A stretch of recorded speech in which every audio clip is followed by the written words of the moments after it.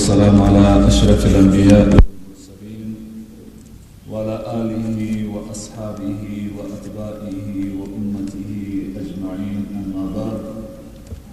فأعوذ بالله من الشيطان الرجيم. بسم الله الرحمن الرحيم. فقال الله سبحانه وتعالى في القرآن العظيم: خذ العفو وأمر بالعرف وأعرض عن الجاهلين. صدق الله العلي العظيم. زمر د دکان پته یاد لرئ، اغا جان قادری پیسو زمر سره هر قسم تقریرونه او رنګارنګ نبوي نعتونه ترلاسه کیږي. ادرس پن بولدک د کاڅي سړک د مسجد شاته 51 نمبر دکان. د ټلیفون شمیره ده 0 دردیش ولس درڅلويش. ډیر محترم حاضرین، حق سبحانه وتعالى په دې آیات کریمه کې حضرت محمد مصطفی صلی الله علیه و آله وسلم ته فرمایي: خذ العفو وامر بالعرف واعرض عن الجاهلین. تواخل یا محمد علیه السلام، یعنی خپل عادت وګرځوه عفو. خذ العفو یعنی درگذشت له اخلاقو او له اعمالو څخه د خلکو او هغه عمل چې ودې ته اساني پکښې کې وي. مثلا که عذر درته وي کې عذر یې قبلوه او عفو ورته کوه او اساني ورسره کوه او ظاهر ته ګوره، باطن یې پر خدای عز وجل سپاره. او تجسس د احوالو د خلکو مه کوه او له خلکو څخه طلب د هغه شي مه کوه چې پر دوی سخت تمامېږي. وامر بالعرف او امر کوه خلک په معروف سره، یعنی په ښو افعالو سره، شرعا و عقلا. خلک په نیکۍ سره امر کوه. واعرض عن الجاهلین یعنی مخ واړوه له جاهلانو څخه. که یوه د بې عقلي خبره درته وکړله یا یې ښکنځل درته وکړه، ته مکافات و دوی ته په مثل د افعالو د دوی مور کوه. نو د دې آیات و تفسیر ته ګران محترم ورونو متوجه سئ چې الله عز وجل و خپل حبیب محمد مصطفی علیه الصلاة والسلام ته په عفو سره، په عاجزي او تواضع سره او په نیکۍ سره امر کوي. چې دا دی نن به د حضرت محمد مصطفی صلی الله علیه و آله وسلم د عفو او د عاجزي او تواضع د صبر په حکله باندې د رسول الله بیان تاسو واورئ چې علیه السلام څنګه برخورد د خلکو سره کاوه او عفو یې پر هغه کارو باندې کوله چې ده ته بې تاوان ورساوه، ده به عفو ورته کول. او صبر یې پر هغه شیانو باندې کاوه چې ده ته به مشکل پیښېدی او ده ته به تکلیف پیښېدی، ده به صبر پر هغه باندې کاوه. نو خدای تعالی عز وجل ورته فرمایي: خذ العفو، ته عفو ونیسه، دا خوی وګرځوه. عبدالله بن زبیر او مجاهد رحمت الله علیهما د ابن عباس څخه روایت کړی دی چې عینیه بن الحسن الفزاري مدینې منورې ته راغی او د ده د ورور زوی الحر بن قیس د دې پر کور باندې یې واړول، یعنی میلمه سو. حر بن قیس د هغو نفرو څخه و چې امیر المؤمنین عمر فاروق رضی الله تعالی عنه په خپل مجلس کې د ځان سره کښېناوه. او د عمر رضی الله تعالی عنه دا عادت و چې د ده د مجلس خلک به قاریان وه، که به ځوانان وه او که به سپین ږیري وه، د دوی سره به یې په هر کار کې مشوره کوله. نو عینیه مذکوره و خپل وراره ته وویل چې ته دونه اعتبار لرې په عمر رضی الله تعالی عنه باندې چې ما ته اجازه راواخلې چې زه د ده مجلس ته ورسم. وراره یې ورته وویل چې زه به اجازه ستا د ورتګ ځینې واخلم. فاستأذن الحر لعینة المذکور. نو عمر رضی الله تعالی عنه هم اجازه ورکړله و ده ته. نو عینیه چې د عمر رضی الله تعالی عنه دربار ته ورغی، داسې یې ورته وویل: یا ابن الخطاب، والله لا تعطینا الجزل، موږ ته له بیت المال څخه ډېرې روپۍ نه راکوې، ولا تحکم بیننا بالعدل، فغضب عمر او ته حکم نه کوې په مابینځ کې زموږ په عدل سره. حضرت عمر فاروق رضی الله تعالی عنه په غضب شو نو دته درد ورغی حتی چې قصد یې وکړي ان یوقع به یعنی چې یو عذاب ورکړي. فقال له يا امير المؤمنين ان الله تعالى قال لنبيه صلى الله عليه وآله وسلم خذ العفو وأمر بالعرف وأعرض عن الجاهلين وإن هذا يعني عيني من الجاهلين. چې دا سختي بې ځایه خبرې تا ته وکړې او خدای تعالی او خپل حبیب محمد مصطفی ته څه فرمایي؟ ای عمر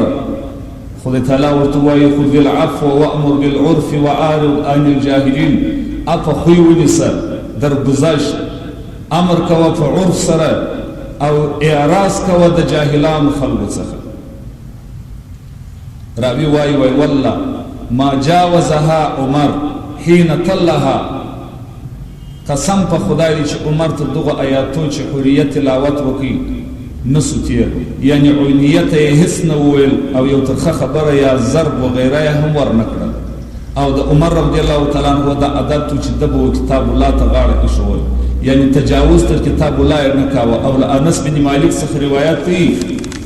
چې د قیامت په ورځ چې د خدای بندگان د حساب دپاره حاضر کړه سي د خدای جل جلاله په دربار کې ثم نادى مناديا ليقم من كان اجره على الله فليدخل الجنه. یو ناره کوونکی به ناره وکړي چې ولاړ دي سي هغه کسان چې اجر یې پر خدای پاک سته او جنت ته دي داخل سي. چا والمنزل الذي اجره على الله قال يعني المنادي العافون عن الناس.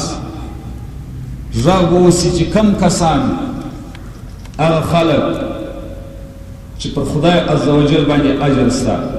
غږ وسي چې العافون عن الناس یعنی په دنیا کې به خلکو ته د دوی د بد چلند عفو کول. راوی وایي چې په زرو مسلمانان به ولاړ سي او جنت ته به بې حساب ولاړ سي. رواه جبرائیل علیه الصلاة والسلام له جبرائیل امین څخه پوښتنه وکړه ما الاخذ بالعفو له اخذ بالعفو. د اخذ بالعفو څخه رسول الله د جبرائیل امین څخه پوښتنه وکړه چې مراد څه شي؟ جبرائیل امین ورته لا ادري زه نه یم خبر زه به د خدای پوښتنه در وکړم. جبرائیل امین لاړی او بیرته راغی وقال ان ربک یامرک ان تعطي من حرمک چې ته هغه چاته شی ورکوه ای حبیبه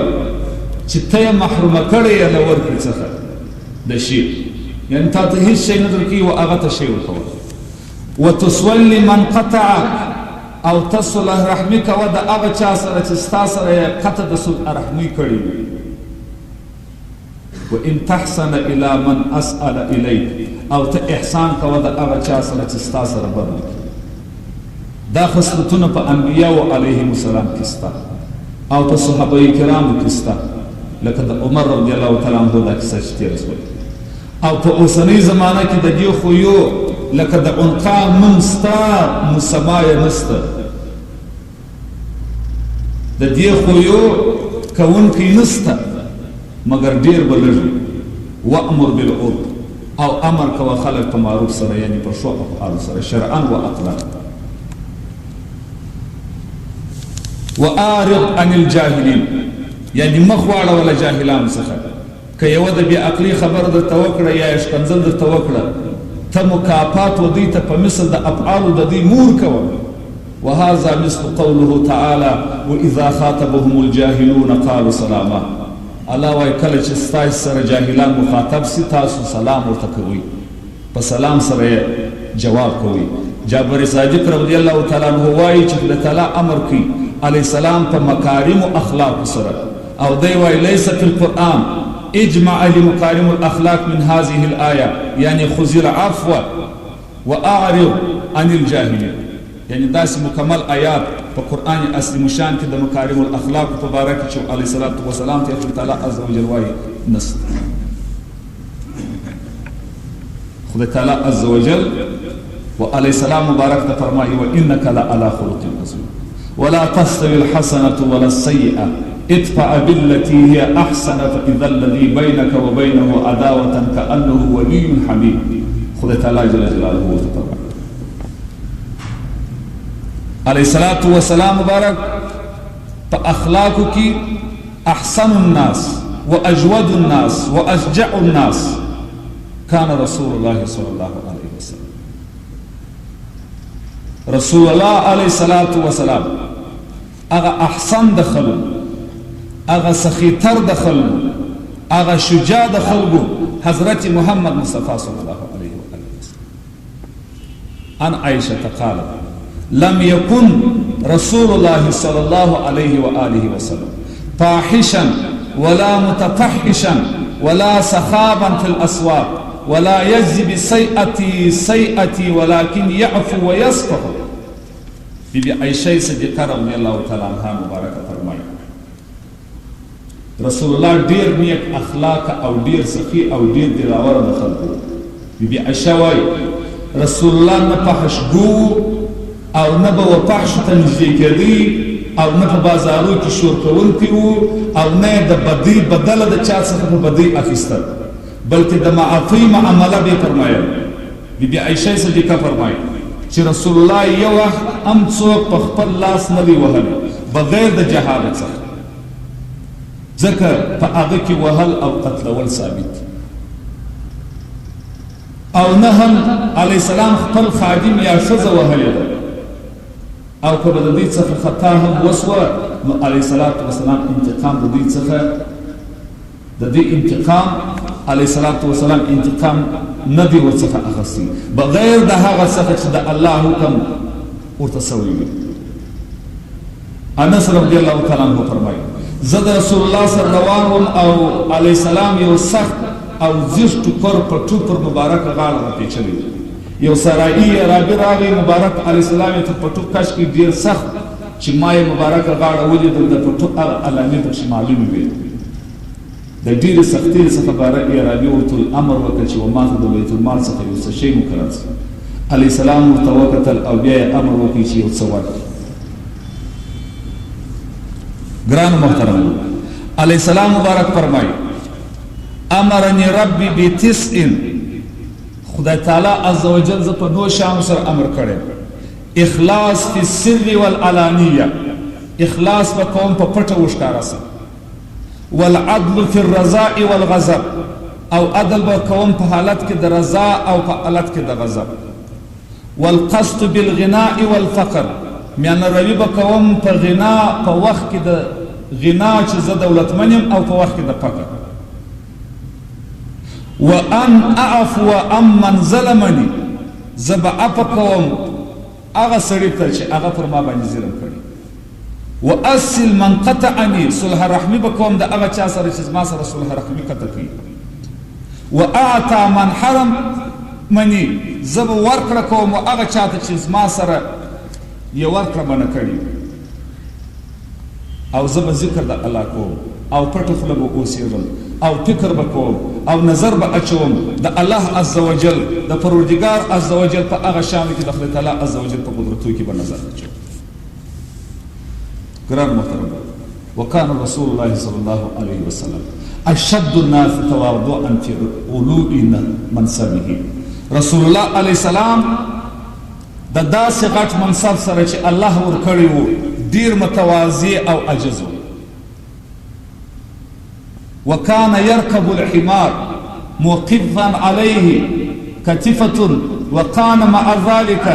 يستردف عليه الصلاة والسلام مبارک بر پر پالانه کړي خراب سپریدي او بیا بیا د بل تر شا د سپرولو کوشش هم کوي. وكان يعود المريض ويتبع الجنازة ويجيب دعوة المملوك ويخسف النعل ويرفع الصوب وكان يصنع في بيته مع أهله في حاجتهم وكان أصحابه لا يقومون له لما عرفوا من كراهته لذلك وكان يمر على الصبيان فيسلم عليهم علیه السلام به د مریض پوښتنې ته ورتلی چې هر ځای به مریض و علیه السلام یې پوښتنه کوله د مسلمان و جنازې ته به ورتلی جنازه به یې ورسره کوله د پاچاهانو دعوت به یې قبلوي چوټې به یې په پښه کولې پینه کړي کالي به یې اغوستل علیه السلام په کور کې به د خپل اهل او د خپلې زوجې سره د کور کار کوي د صحابه کرام صحابه علیهم السلام صحابه رضی الله تعالی عنهم به ورته درېدل د هغو سره به یې ښه رویه کول پر کوچنیانو چې به تېرېدی سلام به یې ورته اچاوه علیه الصلاة وسلام علیه السلام پر یوه سړي راښکاره سو هغه د ده د حیبته څخه په رپېدو سو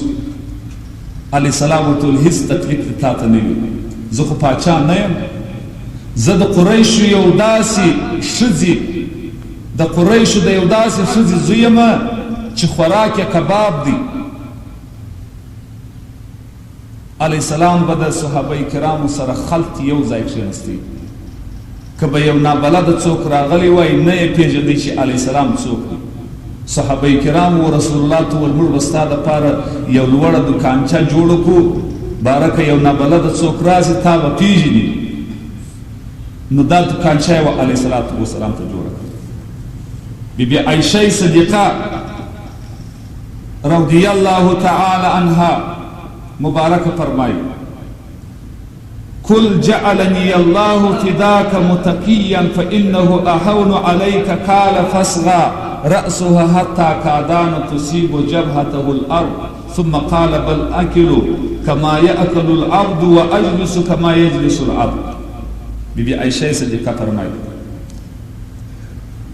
رسول الله ته ما وویل چې تکیه کوه ډوډۍ خوره الله دې ما ستا قربان کی باره به اوسایې ای حبیبه د خدای علیه السلام وایي غوږ ونیوي تر هغه اندازې پورې ناست و چې مبارک سر یې قریب مځکې ته سو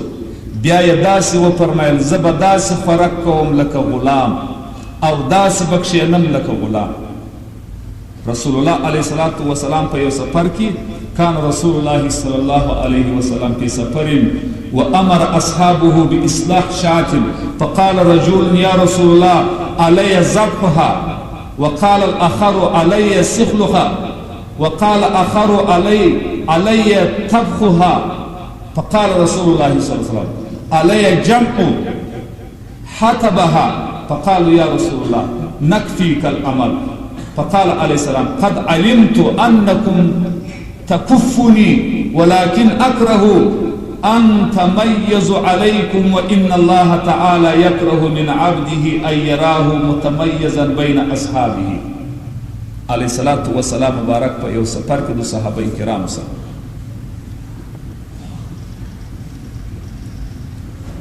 امر یې وکړي چې یو پسه حلال چې پوخ نو یو صحابي وویل یا رسول الله پر ما یې د پسه حلالول یعنې پسه به زه حلال کړم بل صحابي وویل پر ما یې پوستول پوست بې زه کړم بل صحابي وویل چې پخول یې پر ما د دې پسه پوخ بې زه کړم علیه السلام ورته وفرمیل چې حلالول یې پر غاړه واخیستل پوستول د پسه بل پر غاړه واخیستله پخول د پسه بل پر غاړه واخیستل زه به نو څه وکړم علیه السلام ویل د بوټو ټولول یې نو بیا پر ما بوټي به زه ټول کړم سبحان الله صحابه کرام ورته ویل موږ یې کافي یو یا رسول الله علیه السلام ورته ویل زه پوهېږم چې تاسې بې کفایت کولی شئ لیکن زه دا بده بولم چې په تاسې کې یو رنګه امتیاز ولرم او الله هم ښه نه ګڼي خپل هغه بنده چې په خپلو ملګرو کې و ځان ته امتیاز ورکوي هو الحبيب الذي ترجى شفاعته لكل هول من الأهوال عليه الصلاة والسلام دا د سرور کائنات محمد مصطفی صلی الله علیه و آله وسلم عاجزي و دا یې عفو و دا یې تواضع و چې بوټي د پسه د پخېدو دپاره به زه ټولوم د علیه الصلاة وسلام خویونه اخلاق ډیر په کتابو کې شته چې کوم اړخ یې سړی بیان کړي رسول الله د چا څخه شی نه ګرځول حتی تر داسې اندازې پورې چې د خپل کمیس یې هم د چا څخه نه ګرځول دا کمیس یې هم ورکاوه تاسو د عبدالله بن ابی بن سلول منافق قصه اورېدلې ده عبدالله بن ابی هغه ستر منافق و چې د نور ډیره منافقته سره سره د علیه السلام پر یو معصومې بیبي د زنا تور پورې چې هغه کیسه ما تاسو ته وکړله تهمت د بیبي عایشې ایستل کېږي د مسلمانانو په صف کې د منافقانو د ډلې مشر منافق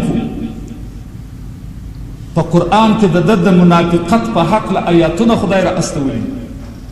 د صحیح بخاري د کتاب التفسیر سورة آل عمران په باب کې ولتسمعن من الذي دغه آیات لاندې د حضرت اسامه بن زید څخه روایت دی چې یو وخت رسول الله پر خره باندې د پدک په ښار کې سپورو پن ټوکر یې پر دې خره باندې هوار کړی و علیه السلام پر سپورو دی مبارک وایي زه تر شا کښېنول پر دې خره باندې او د سعد بن عباده رضی الله تعالی عنه چې هغه ناجوړی و د پوښتنې دپاره رسول الله روان سو پر دې خره باندې علیه السلام سپور سو زه شاته سپور کړم سعد بن عباده ناجوړی و د ناجوړۍ د پوښتنې دپاره علیه الصلاة وسلام روان سو رسول الله د هر ناجوړي پوښتنه کوله چې هر ځای به یو سړی په کور کې ناجوړه پروت و پوښتنه به یې کول داسې نه و لکه زموږ ستاسو وخت چې یو سړی ناجوړ یې حتی مري لا هم موږ پوښتنه نه پرې کوو د مسلمان حق پر مسلمان باندې دا پنځه شی علیه السلام وایي حق المسلم علی المسلم خمسة د یوه مسلمان حقوق پر بل مسلمان باندې پنځه دي کم حقوق دي اعادة المریض د مریض پوښتنه اتباع الجنائز په جنازه کې اتل ورد السلام د سلام جواب ورکول چې وترنچي يرحمك الله ورته او سلام ورته اچول دا پنځه حق د مسلمان پر بل مسلمان نو علیه السلام هر ځای د صحابو پوښتنو ته خو بیخي ورکړي چې ناجوړي به دا د بدر تر غزا مخکې پیښه نو رسول الله پر دې خره سپور دی دا پوښتنې د دې صحابي ورڅخه مو کتل چې په لار کې ځینې خلک ناست چې په هغوی کې عبدالله بن ابی بن سلول په دغه وخت کې لا په ظاهرا هم نو مسلمان سوی ناستو له دوی سره عبدالله بن رواحه رضی الله تعالی عنه یو صحابي دی دا هم ناستو نور نو مشرکان او یهودیان هم ښه ډېر ناست وه کله چې موږ د دوی سره تېرېدو نو زموږ د دې سوارۍ د دوړې چې موږ روانو خامخا دوړې کېدلې پر دغو ناستو خلکو پرېوتلې عبدالله بن ابی په خپل پټو باندې دا پزه پټه کړله او ویې ویل ول دوړې مه کوه موږ دې په خاورو ولړلو علیه السلام چې دا خبره واورېدل نو په آن واحده د دې خپلې سوارۍ څخه د دې حیوان یې ودراوه ځینې راکښته شو دا ناستو خلکو ته یې سلام وکړي هغوی ته یې د الله عز وجل د عبادت او د پروردګار وحدانیت ته یې راوبلل او د قرآن کریم څو آیاتونه یې ورته وویل په دې وخت کې عبدالله بن ابی سر راپورته کړي او ویې ویله چې ای محمد علیه السلام موږ ته معلومه د کم کلام چې تا اوس واوراوه تر هغه ښه او عمده کلام نسته لیکن زموږ مجلسو ته مه راځه موږ مه په عذابوه موږ ستا خبرو ته غوږ نسو نیولی په خپل کور کې آرام کښېنه که چا ستا د خبرو اورېده غوږ ته هلته به درځي هغو ته خپلې خبرې اوروه دلته آینده مه راځه موږ ستا خبرې نسو اورېدلی سبحان الله په هر وخت کې داسې انسانان شته د اسلام لوی پیشوا ته یې ویل چې دا آیاتونه د قرآن دا موږ ته مه وایه ته په خپل کور کې کښېنه که چا ضرورت و آیاتو ته د قرآن د اورېدلو درلودې هغه به خپله کور ته ځي لکه په اوس زمانه کې چې ډېر کسان د مبلغینو او د واعظانو او د علماو د خبرو څخه بد وړي، وایي دا څه لیونی سوي دي چې موږ ته ګډ دي، دا داسې ځای خبرې کوي حتی د سپیکر د ګویا څخه لا خلک ډېر په عذاب دي چې وایي دا نه وایي، دا تبلیغ نه راته کېدلی، دا د خدای آیاتونه نه راته ویل کېدلی، د قرآن آیاتونه نه راته ویل کېدلی، د علیه السلام حدیث نه راته ویل کېدلی، دا هغسې ګرځېدلی، دا نور شیطاني لارې مو مختاره کړې وای. که دا علما نه وای او دا د قرآن آیاتونه نه وای او دغه علماو دغه واعظینو او دغه مبلغینو دا خلک په دې تبلیغ نه وای راګرځولي، ډېر انسانان به اوس د شیطان پر لار باندې برابر وای او هر هغه څه به یې کولی چې هغه د شیطان خوښه وای. حضرت عبدالله بن رواحه رضی الله تعالی عنه چې دلته ناست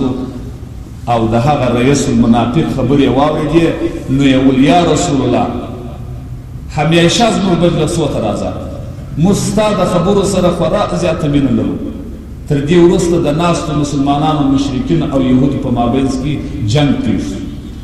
یو ورته وایي به راځه بل ورته وایي راځه، تر داسې اندازې خبره ورسېده نږدې وه چې یو د بل ګریوان ته لاس واچوي. لیکن جناب رسول اکرم صلی الله علیه وسلم د هغو د خاموشه کولو لپاره خپلې خبرې شروع کړلې، اخر هغوی خاموشه سوه او رسول الله بیرته پر خپله سوارۍ سپور سو، د هغه ځای څخه د سعد بن عباده کور ته چې دی مبارک د هغه د ناروغۍ پوښتنې په غرض باندې روانو ورسېدی. هلته علیه السلام مبارک خپله ټوله دغه قصه سعد بن عباده ته وکړله او ویې ویل ورور ته سعد بن عباده ته یې وویل وروره ته خبر یې چې نن یعنی عبدالله بن ابی بن سلول څنګه خبرې کولې؟ سعد بن عباده وویل یا رسول الله زه له تا څخه هیله کوم چې هغه معاف کړې او د هغه تر ګناه او بدو خبرو ورتېر سې، زما دې قسم په هغه ذات وي چې ته یې په حق سره پیغمبر رالیږلی یې، هغه وخت چې ته لا مدینې ته نه وې راغلی او هجرت یې لا نه و کړی، د دې ښار ټولو خلکو پر دې خبره اتفاق راغی چې نن وي که سبا عبدالله بن ابی به خپل مشر او رهبر ټاکي او شاهي تاج به یې پر سر ورږدي، لیکن کله چې الله د هغه حق په ذریعه چې تا ته یې درکړي د هغه باطل مخه ونیول او د مدینې ښار یې له داسې نه اهله واکمن څخه وژغوري او ویې ساتي، نو له همدې کبله عبدالله بن ابی ستا سره شخصي دښمني لري او پر هغه بنا یې داسې ناوړه خبره درته کړې ده. هغه و چې علیه السلام رئیس المنافقین عبدالله بن ابی ته بخښه وکړه او هغه یې معاف کړي. د حدیث راوي فرمایي د ده مبارک او د صحابه کرامو د عادت و چې تل به یې د مشرکینو او اهل کتابو لخوا راز راز تکلیفونه زغمل او د هغو د خوا څخه به یې ډېر مشکلات او تکلیفونه ورته راتلل او پیښېدل به، خو علیه السلام به صبر کاوه. دا خو موږ بیان کړل چې قریش دغه عبدالله بن ابی څونه تکلیف رسول الله ته رساوه، د احد په غزا کې، د خندق په غزا کې، په ظاهره مسلمانو نور منافق وو، خدای تعالی عز وجل د په حق باندې چې اوس به واوري آیاتونه به نازل کړل، مګر علیه السلام به بخښ ورته کوه، علیه السلام به نیکي ورسره کوه، علیه السلام به ورکړه ورکوه. دا چې شو دا د علیه السلام تواضع او عجیزي او عفو چې علیه السلام درلودل په موږ تاسو کې به هم باید راسي. نو ځکه خدای تعالی عز وجل ارشاد فرمایي او فرمایي الله عز وجل لکه چې الله مؤمنانو ته امر کړی و چې دشمنانو ته عفو کوي او د هغوی تر ګناهو ورتېرېږي، ځکه الله فرمایي وَلَتَسْمَعُنَّ مِنَ الَّذِينَ أُوتُوا الْكِتَابَ مِنْ قَبْلِكُمْ وَمِنَ الَّذِينَ أَشْرَكُوا أَذًى كَثِيرًا. یقینا زه ډېر ښه خبر یم چې تاسې د هغو کسانو څخه چې تر تاسې مخکې کتاب ورکول سوی او همداراز د مشرکانو څخه ډېرې د زړه د ازار خبرې اورئ، لیکن صبر مو غوره کړی دی الله عز وجل وایي او داسې پروردګار وکړئ. وَدَّ كَثِيرًا مِّنْ أَهْلِ الْكِتَابِ لَوْ يَرُدُّونَكُمْ مِّنْ بَعْدِ إِيمَانِكُمْ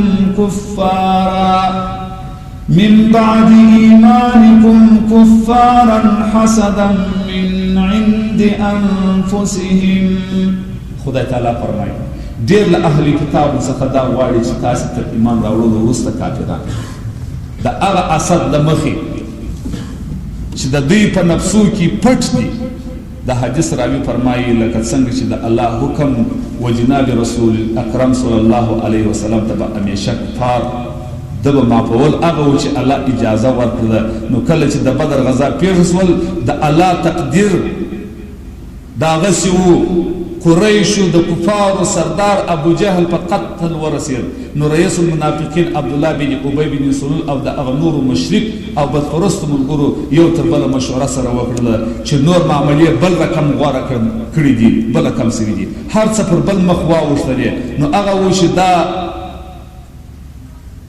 د ده ملګرو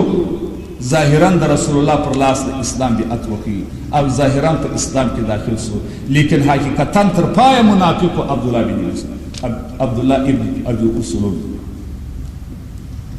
په بخاري شریف کې راځي د عمر رضی الله تعالی عنہ څخه روایت چې کله رئیس المنافقین عبدالله بن ابي مړ سو نو د هغه زوی عبید الله بن عبدالله چې ډېر ټینګ مسلمان او تکړه مسلمان پلار یې دغسې منافق و، زوی یې دغسې ټینګ مسلمان. نو د رسول الله په خدمت کې حاضر شو دا زوی، عرض یې وکړي چې یا رسول الله که مهرباني وکړي خپل کمیس ما د پلار د کفن دپاره راکړي. هېڅ خبره علیه السلام بله نه ده ورسره کړې. فورا یې خپل کمیس رسول الله خپل کمیس د دې منافق رئیس المنافق دپاره ووکشي اولی. تر هغه وروسته یې بیا زوی ویل یا رسول الله زما د پلار د جنازې لمونځ به هم ته ورکوې ای حبیب. علیه السلام ټول بلکل سپېک د لمانځه دپاره ودرېږه د مخه سو. په دې وخت کې حضرت عمر فاروق راغی، علیه السلام لمنې ټینګه ونیول او ویې ویل یا رسول الله تاسې عبدالله بن ابی ته د جنازې د لمانځه ورکولو دپاره ودرېداست، لیکن تاسو ته خو معلومه ده چې هغه څونه ستر منافق دي، په پلاني ورځ یې د اسلام پر خلاف داسې و داسې کړي دي. عمر یوه خبره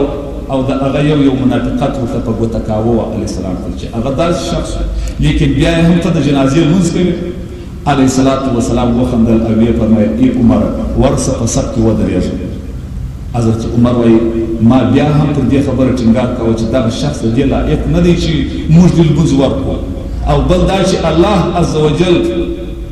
تاسو له دې کار څخه منع کړي هم یاست چې د منافقینو دپاره مغفرت وغواړئ. تر دې وروسته رسول الله وفرمایل الله خو زه ای عمر الله خو زه له دغه کار څخه مطلق نه یم منع کړی، بلکې الله ما ته اختیار راکړی دی او راته فرمایلی دی الله سره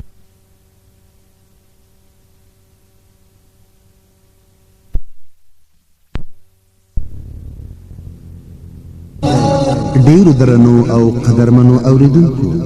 زموږ د دکان پته یاد ولرئ. اغاجان قادری پیسیو زموږ سره د قرآن عظیم شان د مبارک تلاوتونو د قرآن کرامو په ښکلي اوازونو کې او نبوي نعتونه تقریرونه او د قرآن عظیم شان ترجمې او د طریقت بیانونه دینی او عصري کتابونه د موبایل او کمپیوټر لپاره ترلاسه کیږي. آدرس سپین بولدک د کڅۍ سړک د مسجد اول نمبر دکان، مسئول ورور آغاجان قادری.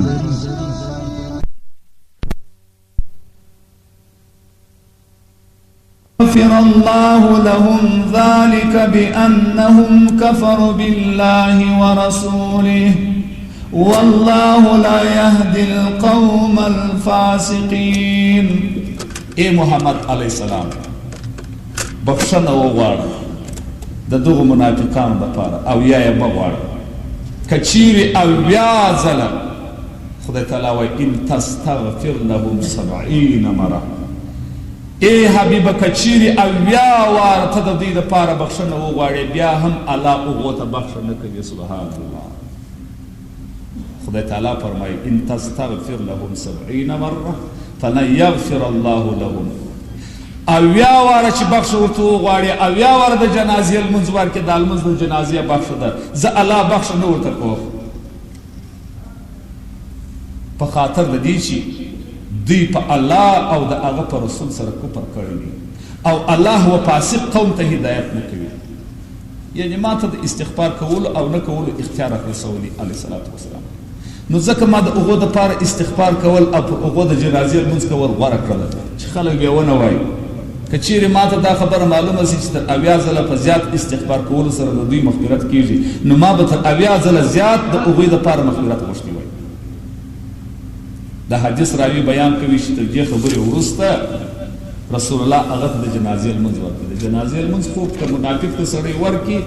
دا بخښه ده. رسول الله ته خدای تعالی عز وجل وایي وان تستغفر ل70 مره که 80 واره بخښه وغواړې لا هم زه دغه منافقان نه بخښم. لږ ګړی وروسته د دې لمانځه وروسته د سورت براءه دغه 2 آیاتونه نازل شول او رسول الله د آینده دپاره منافقینو ته د لمونځ ورکولو څخه راوګرځول شو. څه وایي خدای تعالی؟ ولا تصل علي احد منهم مات ابدا. د الله عز وجل تر دا قول وکړي چې وهم فاسقون. دا له دې کبره چې په دې کار سره د یوې خوا منافقینو ته زړه ورکول کېده او دوی لا پر خپل منافقت ټینګېده او له بلې خوا دا کار د مؤمنانو د پریشانۍ باعث ګرځېده ځکه چې مؤمنان د هغوی څخه وخت پر وخت ډېر سخت تکلیفونه لیدل. ولا تصلي على احد منهم مات ابدا. ای محمد علیه الصلاة والسلام لمونځ به نه کوې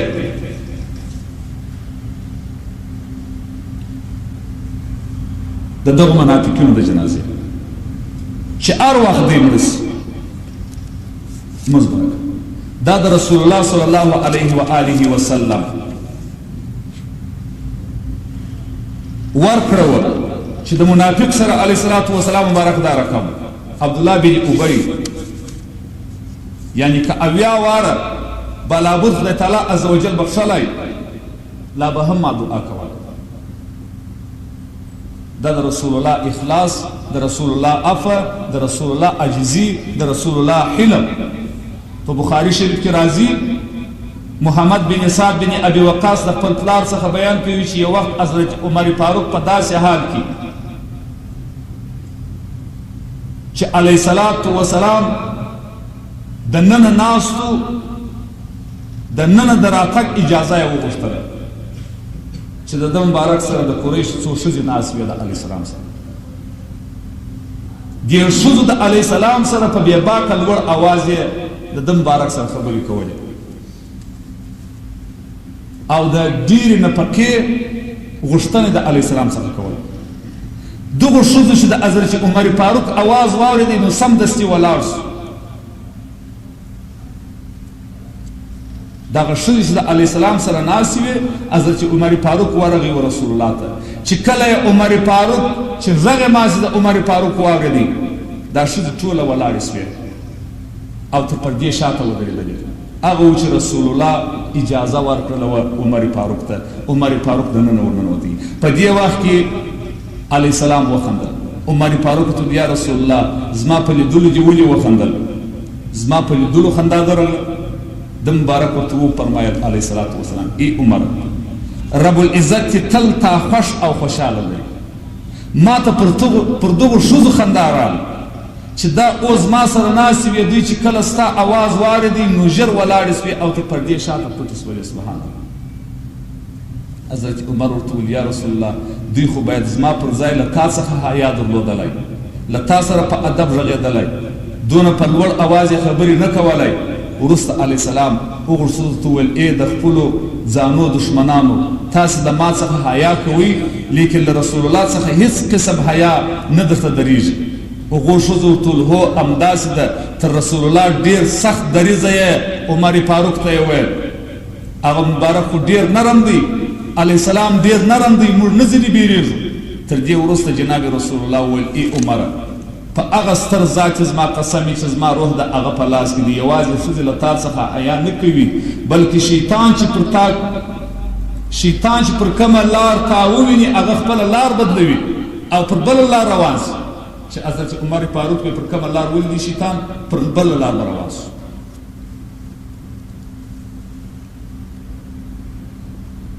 نو رسول الله صلی الله علیه و آله وسلم دون حلم درلودی چې علیه الصلاة وسلام مبارک خود څخه دا ښځو حیا نه کول په خاطر د چی شي دی حلمت بیعته غږ نه ورته کاوه ځکه چې عمر فاروق ورغی د هغه څخه وبېرېدلې او د پردې لاندې او د پردې شاته پټ شولې دا ښځې علیه الصلاة وسلام دونه مهرباني درلوده بل حدیث په بخاري شریف کې دی حضرت انس بن مالک څخه روایت دی مبارک فرمایي چې زه له جناب رسول الله سره ناست وم چې یو سړی راغی او ویې ویل یا رسول الله زه د سزا راکولو مستحق ګرځېدلی یم پر ما باندې حد جاري کړ د قرآن حد را باندې جاري کړ علیه السلام و دغه سړي ته هېڅ ونه ویل حضرت انس فرمایي په دې وخت کې جماعت ودرېدو پر لمانځه باندې ودرېدو موږ ټول رسول الله سره لمونځ وکړي کله چې علیه السلام د لمانځه څخه فارغ سو هغه سړی بیا راغی غوښتنه یې وکړل چې یا رسول الله انی اصبت حدا فاقم فی کتاب الله یعنی یقینا ما جرم کړی دی زه د سزا مستحق ګرځېدلی یم پر ما باندې د کتاب الله مطابق حد جاری کړ ای حبیب د خدای رسول الله ورته فرمایي الیس قد صلیت معانا یعنی ولې تا اوس د موږ سره لمونځ ونه کړي هغه سړي ورته وویل ما تاسو سره لمونځ وکړي تر دې وروسته رسول الله ورته وفرمایي فإن الله قد غفر لك ذنبك او قال حدك یعنی ځه ولاړ شه الله ستا ګناه معاف کړل او بل یې دا ورته وفرمیل چې همدغه لمونځ تا لره حد سو ستا د ګناه جبیره وګرځېدل ځه خدای ته بخښلی دا د رسول الله سخاوت دا د رسول الله مهرباني وه موږ هم په دې امید باندې یو چې د خدای تعالی عز وجل 5 وخته لمونځونه د خدای تعالی عز وجل په کال کې یوه روژه د پروردګار عز وجل چې دا په اخلاص باندې ونیسو دا زموږ د ټولو ګناهو کفاره ګرځي چې کوم ګناهونه موږ په تېر کال کې کړي دي دا روژه یې رامعافوي کتابونه هم دغه رقم وایي او چې کوم منځونه موږ کوو د یو لمانځه څخه تر بل لمانځه پورې دا کفارې دي د هغو ګناهو څخه چې موږ کړي دي خدای تعالی عز وجل بې رامعاف ګرانو محترمو بیبي عایشه صدیقه رضی الله تعالی عنها وایي چې یو وخت زما پلار ابوبکر صدیق د اختر په ورځو کې په داسې حال کې دا د بخاري شریف حدیث دی دا مختلف بیان درته کوم په داسې حال کې زموږ کور ته تشریف راوړي چې زما کور ته 2 نجونې راغلي وې بیبي عایشه صدیقه وایي زما پلار راغی د بخاري شریف حدیث 2 نجونې په اختر کې زموږ ته راغلي وې تغنیانې وتدفنان وتضربان والنبي صلى الله عليه وآله وسلم متغشي بثوبه فانتهرهما أبو بكر فكشف النبي صلى الله عليه وسلم عن وجهه دغه 2 انجونو غزلي ویلې او دریې ویلې او ځینې محدثونو بیا د دې معنا دا کړې ده چې د دریو سره اشاره هم کول دي انجونو په دې وخت کې رسول الله پروتو مخې پټ کړی کله چې زما پلار ابوبکر صدیق کور ته راننوتی نو هغه انجونو د غزلو ویلو او دریو ویلو څخه ابوبکر صدیق منع کړی ول مه وایاس غزلي او مه دا دریو وهي دا انجین د رسول الله په کور کې په دریو باندې اخته غزلې ویل چې کله ابوبکر صدیق راننوتی دی د غزلو او دریو وهلو څخه منع کړی په دې وخت رسول الله خپل مبارک مخلص کی او یې فرمایل دعهما یا ابا بکر فانها ایام عید یعنی ای ابو بکر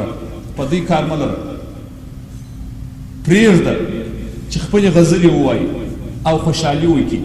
دا د اختر او خوشحالي ورځې دي ښه دی چې دوی خپله خوشحالي وکړي او خوشحالي پای ته ورسي صحیح بخاري جلد اول صفحه 500 علیه الصلاة والسلام منع نه کړلې نو د اختر په ورځو کې داسې خوشحالي چې خدای تعالی عز وجل ورکړې ده و بندګانو ته داسې خوشحالي چې بیخي در عد د چوکاټ څخه د شریعت ونوځي جواز لري خدای تعالی عز وجل جواز ورکړی ځکه د هر فرض وروسته چې مهم فرض وي ته هغه وروسته خوشحالي الله عز وجل ورکړی چې دا د اختر خوشحالي حضرت ابو سعید خدوري فرمایي چې یو مهاجر د خپل اجر لپاره د رسول الله په یوازیوالي کې لیدل غوښتل خو موقع نه سوای ترلاسه کولی نو یوه ورځ سهار په داسې حال کې چې جناب رسول الله پر آس پورو مسجد ته روان و چې دغه سړی مخ ته ورغی د ده مبارک د آس کې ځای ټینګه ونیول او عرض یې وکړي چې ودرېږه زما ستا سره یو کار دی ای حبیب د خدای رسول الله ورته وویل صاحب وخت ډېر تنګ دی لمونځ قضا کېږي تر لمانځه وروسته به خبرې سره کوو اوس ما د آس کیزه ایله کړه چې زه ولاړ سم غم مه کوه ستا حاجت به ضرور پوره سي لیکن هغه سړی د آس کیزه یې ټینګه نیولې وه ټینګار یې کاوه ول زه دې نه پرېږدم تر اوغو پورې علیه الصلاة وسلام مبارک ته ویل دا اوس به زما کاره کوي علیه السلام په هغه دره باندې وواهه چې د ده مبارکه سره ورسره وه او لمانځه ته ولاړ د لمانځه څخه چې فارغه سو نو یې وفرمیل ما ته لمانځه مخکې یو سړی په دره باندې وواهه هغه څه سو که چیرې دلته حاضر وي ولاړ دسي چې کتل چې هغه صحابي ولاړ سو علیه السلام ورته وفرمیل صاحب دلته ما ته نږدې راس هغه هم نږدې ورته راغی وروسته د مبارک ورته وویل دا دره واخله د ما څخه خپله بدله واخله هغه سړي ورته وویل سبحان الله زه په الله سره پناه غواړم زه به د دواړو جهانو سردار څنګه وهم علیه السلام مبارک ورته وویل وروره هېڅ خبره نه ده ښه بې تکلیفه خپله بدله راڅخه واخله دا ستا خپل حق دی هغه سړي بیا هم هغه خبره وکړه چې زه دې نه وهم بیا رسول الله په ټینګار سره ورته وویل آشه چې په هېڅ صورت زما څخه کسات نه اخی نو ما ته معافي وکړه هغه عرض وکړي یا رسول الله ما ته معاف کړی تر دې وروسته رسول الله حاضرینو ته خطاب وکړي او ویې فرمایل ای خلکو د الله څخه وبېرېږئ پر هېڅ چا باندې ظلم مه کوئ که چیرې څوک پر یو چا ظلم وکړي نو د قیامت په ورځ به الله هغه ته سزا ورکړي او په همدغه ورځ به مظلوم کامیابه وګرځوي خدای تعالی عز وجل نو علیه الصلاة وسلام مبارک ورته وفرمایل که چیرې یوه چپلاخه یو چاته ورکول سي یوه چپلاخه په ورځ د آخرت د دغې چپلاخې کساب خدای تعالی عز وجل رسول الله علیه الصلاة وسلام داسې معافي درلودل چې کله به علیه الصلاة وسلام یو چا ظاهر کړي د مرګ توطیې به ورته نیولې چې وبې وژي علیه السلام مګر ده به اپورته وکړه هغه ښځه چې په خیبر کې د یهودو ښځه وه رسول الله ته ورغله چې نوم یې زینب بن الحارثه وه او د سلام بن مشکم ښځه وه هغه چې د صوب بن زبیر په کلا کې ووژل سو دغه زینب د مرحب پهلوان اوریره وه دغه ښځه راغله ویل یا محمد رسول الله تا کولی سوای چې د هغه عهد او اتفاق په اساس که سره یا سپین زر پیدا سو بیا نو ټول یهود وژل کېږي موږ ټول یهود ووژنئ ځکه موږ خیانت کړی خو تا موږ ته عفه وکړه نو ما تا ته یو مېلمستیا جوړه کړې ده دا ښځه ورته وایي رسول الله چې دا د هغه شکر دی چې تا موږ نه ووژلو نو یې رسول الله ته ډوډۍ تیاره کړه چې هغه کباب سوی پسه او په زهرو لړل سوی و دې د مخه پوښتنه کړې وه چې د رسول الله کومې غوښې خوښې دي په جواب کې ورته ویل سوي وه چې د رسول الله د اوږې غوښې خوښې دي دا د پسه اوږه نه ده چې موږ ورون یا وزر ورته وایو نو دې دغه د پسه په وزر کې ډېر زهر اچولي وه دغه په زهرو لړل سوی پسه یې ورته راوړ رسول الله او اصحاب کرام کښېنستل چې دغه پسه وخوري دا یهود ګوره په باطن کې دغونه دشمني د اسلام سره لري رسول الله ټول د خیبر یهود آزاد کړل چې وژني مو نه دا ښځه ورته وایي وایي ما شکرانه ایښې ده زه ستا مېلمستیا کوم چې موږ دې پرېښوول ښه دې راسره وکړه پر هغه ښه سربیره دا ښځه څنګه ښه ورسره کوي رسول الله ته یې دا ډوډۍ و پسه کښېښوي رسول الله یوه ګوله یا لقمه واخیستل په خوله کې یې کښېښول په خپله مبارکه خوله کې چې ویې خوري صحابه کرامو هم په خوړلو شروع وکړه خو ټول مبارکان وږي وه ټوله یوه یوه ګوله واخیستل خولې ته یې اول نفر چې ګوله یا لقمه یې تېره کړه هغه بشر بن البراء بن معرور رضی الله تعالی عنه چې دا صحابي خو په شهادت باندې ورسېد چې دا ګوله یې ماسې تېره دا نو وروسته په شهادت ورسېد ګوله یې په خوله کې ده ده دغه ګوله تېره کړه مګر د نورو اصحابو کرامو هغه اوله ګوله چې په خوله کې یې وه ژول یې تېره کړې لا نه وه چې رسول الله غږ پر وکړي ول د هر چا په خوله کې چې ګوله ده هغه ګوله توکي د رسول الله په خوله کې چې کومه ګوله وه څه یې ژولې وه البته ډېر لږ ټوټه د علیه صلات وسلام په مبارکې خولې کې رسوې وه نسته لیدلې نور خوراک پرېږدي علیه السلام او د خولې خوراک او ګوله مو هم توکي ټولو اصحابو کرامو خپلې ګولې توکړلې دغه یو مبارک صحابي چې دا ګوله زموږ کې رسوې وه وږې وږې صحابه کرام یا رسول الله څه پېښ شول ول دغه پسه راته وایي حلال سوی و کباب سوی پسه و ول دغه پسه راته وایي زه په زهرو للل سوی یم ما مه خوره دا د رسول الله معجزه وه حلال سوی و کباب سوی پسه خبرې ورته کوي او په حالې خبرې وي چې ما مه خوره زه په زهرو للل سوی یم بیا یې هغه ښځه راوغوښتل ولې دې دا کار وکړي هغې ول ما د ځانه سره ول که دغه سړی پاچا و خو موږ به ځینې فارغه سو او که نبي و الله بیا په حال خبر په اول کې رسول الله و دغه ښځې ته اپه وکړه زه زما درته اپه خو بشر رضی الله تعالی عنه د دغه زهرو په خوړلو شل سو او بیا څه موده وروسته دی مبارک په شهادت باندې د دغه زهرو د خوړلو په واسطه وفات سو بیا نو رسول الله دغه ښځه د بشر په قصاص کې ووژل او خپل رسول الله پاک ټول عمر د دغه زهرو څخه تکلیف لیدي همیشه به څه موده تر مابین د دغه زهرو په سبب درد ته پېښېدي او رسول الله به ویل ما زلت اجد من الاكل التي اكلت من الشاة يوم خيبر یعنی همیشه د هغه پسه د خوړلو څخه چې ما د خیبر په ورځ وخوړی درد حسوم او بل هغه حدیث شریف چې رسول الله د رحلت په مریضۍ کې وفرمایه فهذا اوان انقطاع الابهار مني یعنی دا هغه وخت دی چې زما ابهار قطع کیږي ابهار هغه رګ یا شریان دی چې د زړه وینه پکښې تېرېږي نو د رسول الله د رحلت په وخت کې د زړه رګ د هغه زهرو د خوړلو په سبب پرې یا قطع سو چې په خیبر کې یې خوړلې وه ډېر علما کرام وایي چې دا د رسول الله شهادت دی دغه د خیبر د زهرو په واسطه شهید وفات سو رسول الله علیه صلات وسلام لره ده لره ټول صفتونه پوره وه حتی شهید هم دی علیه صلات وسلام مبارک ځکه د زهرو په واسطه په وخت کې د زکندن پر علیه صلات وسلام باندې راپورته سوه دا زهر یې ورکړل علیه صلات وسلام ته او دغه تکلیف یې هم ځینې دی مګر دا ښځې چې اپه وه ول زه ماته بخښلی د علیه صلات وسلام اپه عادت حتی د علیه السلام د خاندان معاذ بن جبل رضی الله تعالی عنہ ډیر ستر صحابي دی همیشه د تنگدستو او وژو روژه به و یوه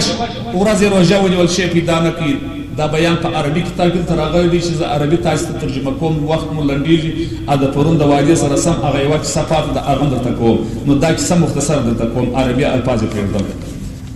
هغه و چې امام حسین میلمه کې و کور ته یې وویل که شی ستا دی وږی دي په اوتای شی نه دی خوړلی هغه راوړه یو مینځ شوروا ورته راوړه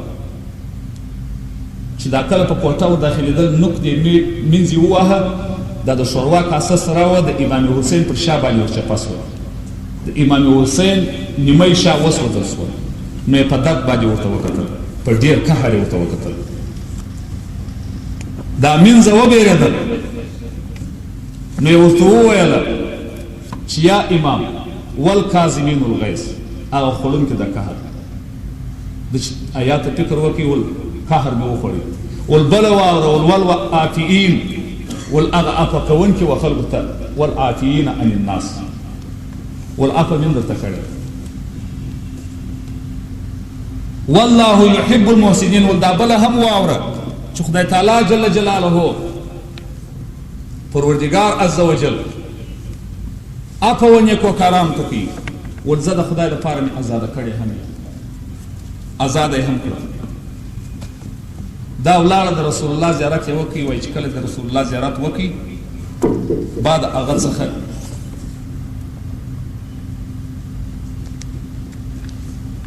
مړه شول چې کله د علیه صلات وسلام په زیارت باندې را وګرځېدل دا چې شو اپوه د امام حسین رضی الله تعالی عنہ اپوه چې ورته ویې کړل ګران محترم ورونه هغه د پرون واقعه او قصه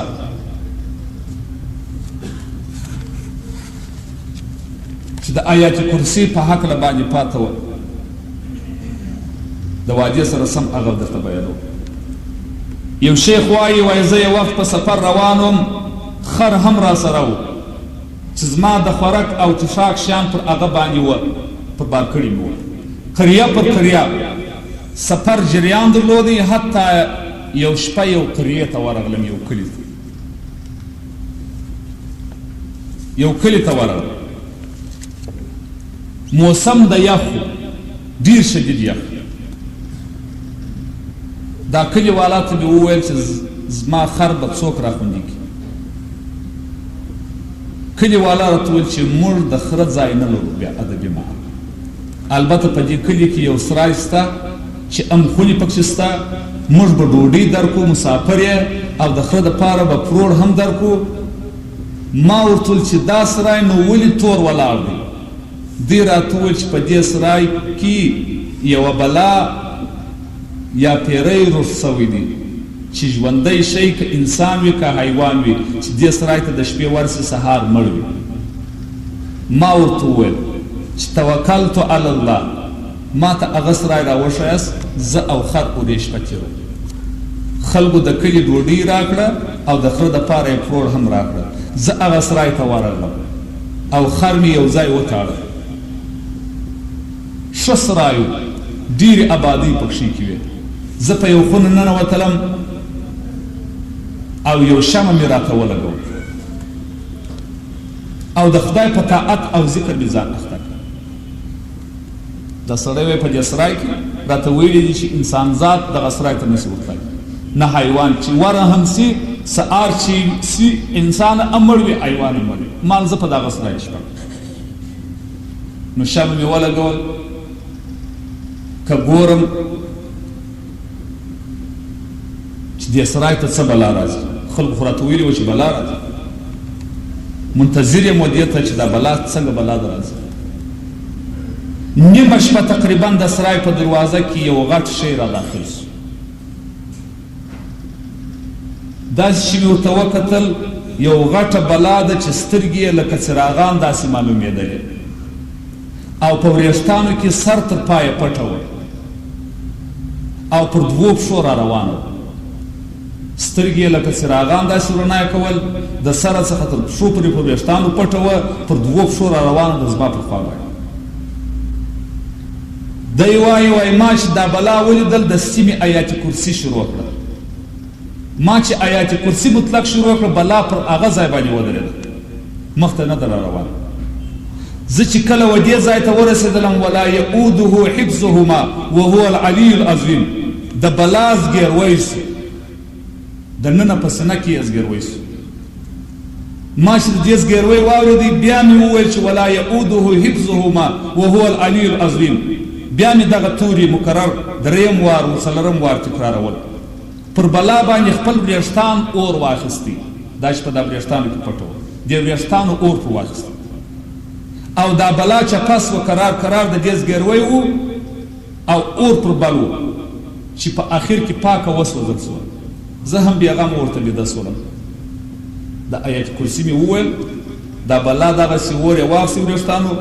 ځای پر ځای زګیروی هم ورک سو زه په دغه سرای کې بیده سولم سهار مې اودس تازه کړي او لمونځ په هغه سرای کې وکړي که ګورم د کلي خلک را روان دي د دې دپاره چې هغه میلمه او خر به مړه وي خلکو چې زه ژوندی ولیدلم حیران سو نو زما څخه یې پوښتنه وکړه ما ټوله ماجرا ورته وویل او د بلا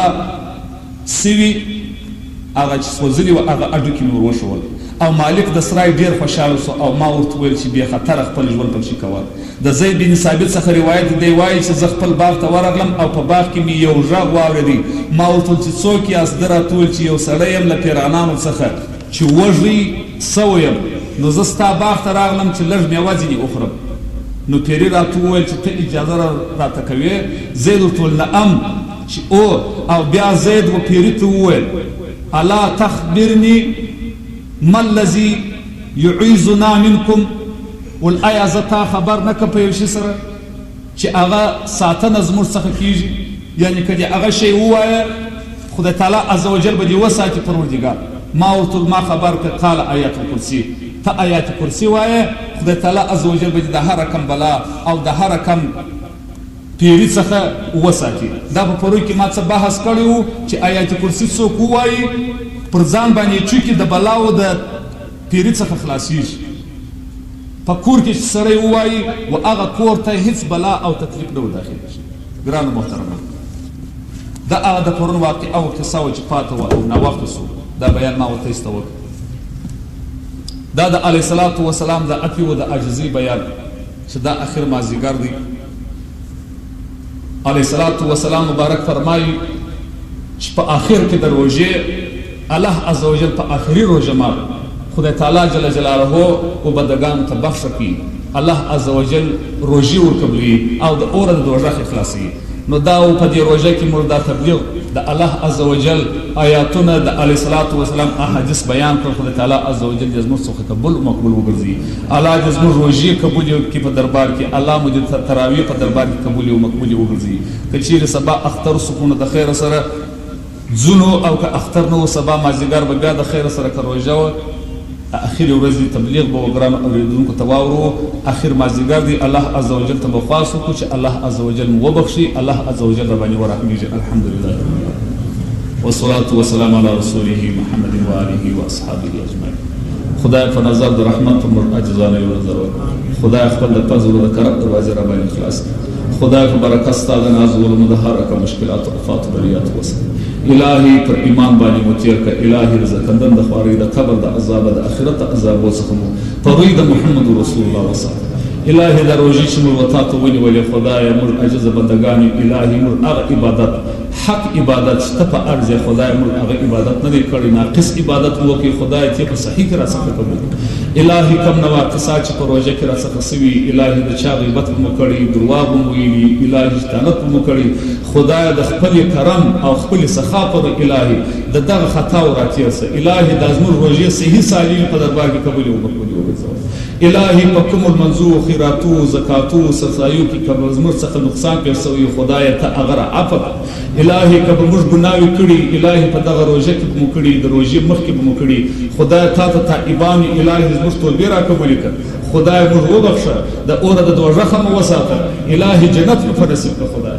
الهی ستا د حبیب محمد رسول الله په خاطر وپروي. الهی دا هغه مبارکه شپه ده چې د اختر شپه ده. خدای ستا د حبیب پروي. الهی د دغه مبارکې شپې پروي، د دغه اختر د شپې پروي، د دغه اخر روژو پروي. خدای د دغه مسجد د دغه مسلمانانو پروي. الهی پر موږ باندې ورحمه. الهی عفو راته وکړه. الهی د جن دشمنان، د اسلام دشمنان، د قرآن دشمنان تباه او برباد وګرځوه. خدای د نړۍ کفر تباه کړه. الهی انګریز او روس او امریکا او د دې ملګري تباه کړه. خدای الهی طالبان علماء مجاهدین فی سبیل الله الهی غالب ولر پر دې کافرانو باندې. الهی په سنگر کې چې فی سبیل الله مجاهدین ولاړ دي خدای د پاره د کلمت العلیا ولاړ دي، د کفر په مقابل کې ولاړ دي، د پاره اخلاص ولاړ دي. خدای ته کامیاب کړه او تبرئ او نصیب کړه. الهی د ټول افات بلیات مو وساته. الهی زموږ مور پلار انډیوالان د ځکان اشنایان کمرې دي کژوندي خدای ته وبخښه. وصلی الله تعالی علیه